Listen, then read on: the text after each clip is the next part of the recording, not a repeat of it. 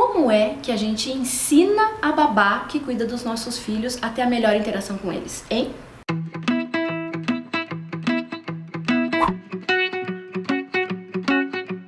Muita gente conversa com a gente sobre ter ou não ter babá. E nesse caso a gente é um ótimo exemplo pra isso, porque eu tenho e eu não.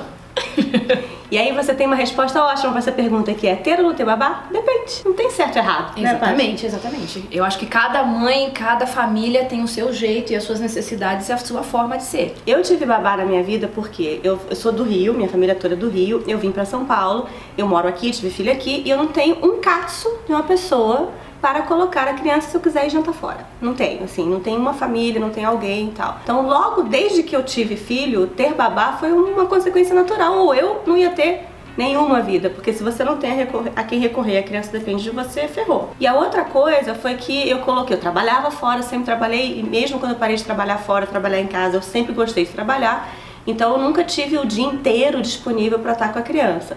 Uma alternativa seria colocar na escola. Só que o que eu aprendi com as minhas duas filhas? Colocou na escola, ficou doente. E aí eu, que não tenho com quem deixar, a quem pedir ajuda, tinha que parar de trabalhar. Então, pra mim, a minha equação da família, ter babá sempre foi fundamental. E aí uma coisa que eu vivo comentando com a Paty, né? Não é porque eu tive babá que as minhas filhas me amam menos do que os filhos dela amam a ela. E também não é porque ela não teve babá que ela tem uma relação especialmente melhor. Diferente com os meus filhos do que qualquer outra mãe teria. E assim, eu fui uma criança que não era babá, era empregada. Então assim, minha mãe me deixou com uma empregada. E eu optei por não ter babá para os meus filhos primeiro. Porque eu tinha, diferente da Paty, eu tinha uma mãe que podia me dar uma ajuda quando eu precisava. Eu tenho tios, parentes aqui em São Paulo que me ajudam. E também porque eu, pessoalmente, me sentia super insegura com babá. Me sentia super insegura em dividir essa coisa de filho. Depois eu trabalhei isso, mas enquanto eles eram pequenininhos, essa insegurança ia me corroer se eu tivesse que dividir. E eu tô assim, feliz da vida de dividir com alguém. Então assim, um terceiro fator de escolha nessa questão, a gente falou de trabalhar ou não trabalhar fora, de ter ou não ter a quem recorrer, colocar ou não colocar na escolinha, e também dessa questão do seu perfil, né? Se você divide ou não, e nesse caso eu e a Patrícia somos totalmente diferentes. Aliás, Patrícia, acho que é a primeira vez na história. Nossa, Patrícia, eu sou Patrícia, gente. Não, mas sabe o que é legal no final dessas duas coisas? Olha esse sorriso, olha o meu sorriso. Com as nossas escolhas, nós somos mães felizes. Exatamente. Isso é o mais importante para os nossos filhos. Agora, o que foi muito importante pra mim, sempre depois de ter resolvido ter babá? Como escolher. E aí, gente, posso falar, eu invisto tanto no tempo de escolher, quanto na questão de remunerar bem. Porque se você quer ter uma pessoa dentro da sua casa que vai ser uma pessoa que vai trabalhar feliz, que vai trabalhar bem disposta, que não vai te deixar na mão, você tem que garantir que você tá dando pra ela condições de trabalho adequadas. Vamos combinar? Não, nunca fiz aquele esquema da babá que fica o dia inteiro com a criança e dorme com a criança e acorda com a criança e fica com a criança o tempo inteiro e ela mesma não descansa. Então, apesar de sempre ter tido babá, por exemplo, nunca teve uma babá pra dormir. De noite sempre foi do meu marido. A noite era dele, que era o jeito dele de ajudar. Trabalhando fora, a noite sempre foi dele, pra eu poder dormir e nunca da babá. Então a gente também tem que entender que a babá é um ser humano, não é um escravo, essa escravidão acabou no Brasil, tá bom? E que a gente precisa criar condições de trabalho adequadas e também pensar em como escolher. E aí, quais são os fatores que eu particularmente sempre usei para escolher babá, que até então se mostraram muito bem sucedidas, porque eu tenho uma história ótima. No caso da Carol, eu tive a Marta como minha babá por 7 anos, e agora com a Gabi eu tive a Ione, ela se mudou para o Nordeste, mas eu já tinha uma outra babá folguista que era a Eliane, passei a ter uma babá só e a Eliane tá comigo desde que a Gabi nasceu. Então eu sou daquelas pessoas que tiveram sorte, poucas babás. Mas o que eu sempre considerei? Primeiro, bom humor. A pessoa tem que ter bom humor, porque ela vai passar o dia com uma criança que precisa de energia positiva. Ela tem que estar animada, tem que estar com um sorriso na cara e não pode trazer para dentro da minha casa e para a vida da criança os problemas da vida pessoal. Outra coisa muito importante, disposição para aprender, e esse é o tema desse vídeo, né? Quando você tem uma pessoa que vai te ajudar a cuidar da criança, ela tem que querer, assim como você, aprender sobre qual é a melhor maneira de cuidar e a maneira de cuidar que prevalece naquela casa, porque às vezes as casas são diferentes. Então ter uma pessoa também disposta a aprender é fundamental.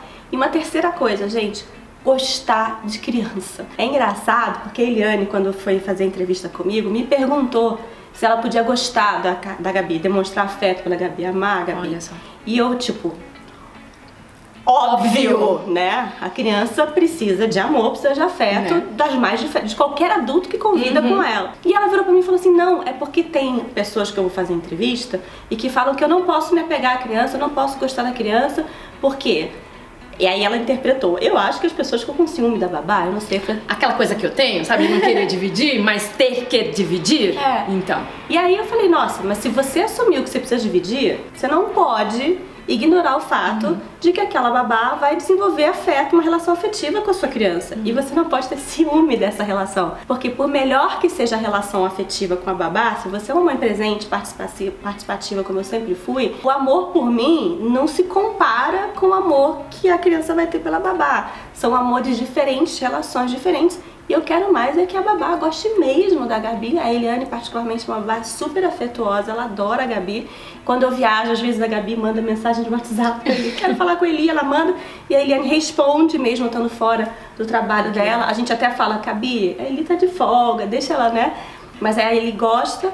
Por quê? Porque é uma relação que vai além da obrigação do cuidar, que eventualmente um salário E aí né? Eu posso dar o exemplo do contrário, né? Eu já sou adulta, mas como eu falei, eu fui criada por empregadas em casa e a minha mãe sempre trabalhou fora. De jeito nenhum eu misturava a relação que eu tinha com a minha mãe ou com a empregada, eu achava que era mais ou menos legal. Claro. Mãe é mãe, e minha mãe era super presente quando ela estava presente. Exatamente. E a cuidadora era a cuidadora. Exatamente, são coisas diferentes, né? Então, para escolher, repetindo, bom humor, vontade de aprender e afeto pela criança, porque aí se você tem esses três componentes, você vai acabar conseguindo ter uma presença de um adulto em casa que vai ajudar no desenvolvimento da criança. E uma outra coisa que pode parecer um pouco preconceituosa, mas para mim era muito importante, ela falar direito.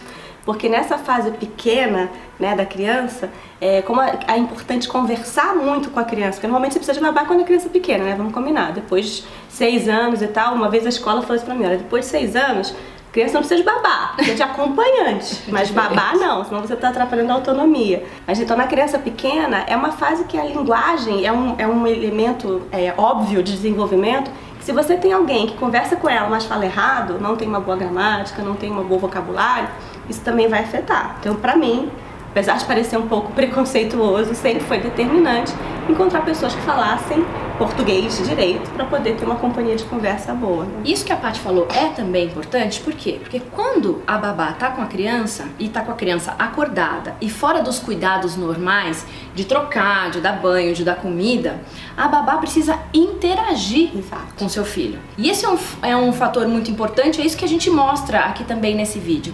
Quando a sua babá interage e conversa, e é o que a gente sempre fala em outros vídeos, bate bola, ou seja, a criança fala, a babá responde, a criança demonstra alguma coisa, a sua babá responde. Isso é fundamental para o desenvolvimento da criança nessa fase. E essa é uma das atividades que a babá precisa saber fazer com o seu filho quando ela estiver junto com ele. No fundo, ela tem que ter uma atitude brincante, tanto quanto a gente, né? Exatamente. A brincadeira tem que fazer parte do dia a dia. Não pode ser só aquela pessoa que faz os cuidados, tudo direitinho, ótimo, mas na hora que a criança está acordada, simplesmente deixa que a criança fique sozinha com os seus objetos. Mas não, tem que ter atitude brincante, tem que brincar, tem que interagir. Eu tive uma vez uma experiência nessa fase de entrevista com uma babá que eu fiz um teste, ela passou o dia inteiro muda, gente, muda. Aquilo foi me dando nervoso, porque eu falei assim, como é que você tá com uma criança de 1 ano, na época a Gabi tinha 1 ano, e você não fala? Então, a criança precisa que você fale o tempo inteiro e que você tenha um conhecimento do que você está falando para, por exemplo, falar o nome das coisas, falar as cores, falar as quantidades, né? Uma babá ajuda absurdamente quando ela percebe que o que ela faz com a criança é importante para o desenvolvimento dela, né? E aí, se ela sabe que ela pode aprender, acho que uma dica importante para você que está aí do outro lado é forneça materiais de apoio para que a criança, para que a babá aprenda e possa aplicar aquilo no dia a dia. Vou pegar pra vocês um exemplinho. Voltei com o exemplinho. Então, olha, a segunda parte do exemplinho aqui pra mim, assim, viradinho. Vocês não vão ver, tá? Não vão ver, e daqui a pouco a gente dá um close também. Mas uma coisa super importante é esse quadro aqui, que fala das fases do desenvolvimento do bebê. O que esse quadro fala? Ele conta o que é esperado de uma criança do ponto de vista neuropsicomotor. A gente já falou sobre isso em outro vídeo, vou botar o link aqui embaixo, o que é desenvolvimento neuropsicomotor. Mas essencialmente a gente avisa que a cada mês, quando é esperado, não que precise ser nesse mês, mas quando é esperado que a criança segure, role de bruços, sente, ou pegue objetos, engatinhe, ande, Porque são os marcos do desenvolvimento e cada um desses marcos representam diferentes oportunidades de estimulação. Você brinca com uma criança que senta sozinha, diferente de como você brinca e interage com uma criança que engatinha, que é uma criança que já começou a andar. Esse material é um resumo desse desenvolvimento infantil que está no nosso e-book, Atividades Sensoriais para Bebês de 0 a 2 anos. O que você encontra lá? Você encontra várias fichas de atividade, me troca. A gente não combinou isso também, gente. A gente não, mas é isso. Então é fácil. Ó, tem várias fichas de atividades que você literalmente imprime, e aí vamos falar de babá, de cuidador, deixa a ficha com a pessoa para que ela faça a atividade enquanto você está fora de casa. Cada uma dessas fichas, no caso, vem com qual é o material necessário, como prepara a brincadeira e qual é a forma que você pode fazer para explorar ao máximo aquela brincadeira. Então nesse e-book, por exemplo, que eu estou mencionando, que é o que a gente tem para bebês de 0 a 2 anos... O link está aqui embaixo também. Exatamente. Tem 40 atividades sensoriais, 40 fichas dessas. E vamos combinar? Você pode repetir com as crianças? Então 40 atividades. Nessa idade, a criança esquece e no dia seguinte a brincadeira é uma brincadeira nova. Todo dia. Então assim, a gente tem só nesse e-book um repertório gigantesco de oportunidades para babá trabalhar com as crianças, né? O detalhe legal é que, por exemplo, no meu caso eu não tenho babá, mas eu tenho o que eu chamo de um cuidador eventual. Aquela pessoa que de vez em quando vem para me ajudar com os meus filhos, seja minha avó, minhas tias. Tudo isso que a gente falou até agora também vale para isso. Seja a avó, seja a tia, seja o amigo, seja o vizinho, seja quem quer que vá te ajudar a cuidar dos seus filhos esporadicamente, como é no meu caso. Então olha só, não tem certo ou errado sobre ter ou não ter babá, é uma escolha pessoal que depende do contexto, da realidade da sua casa, da sua vida. Se você optou ter uma babá ou então ter algum cuidador eventual que interage com a criança, é fundamental procurar pessoas que tenham bom humor, que tenham vontade de interagir, gostar de criança, óbvio que nem sempre isso é possível, mas especialmente na babá, por favor, né?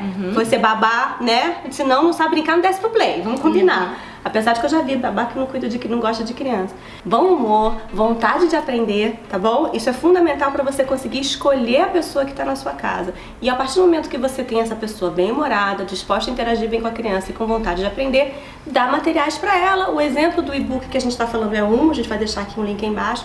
Mas todo o Tempo Junto, toda a pesquisa no Tempo Junto, a gente tem um monte de conteúdo gratuito no site www.tempojunto.com. No Pinterest do Tempo Junto também, a gente tem lá os quadros por faixa etária.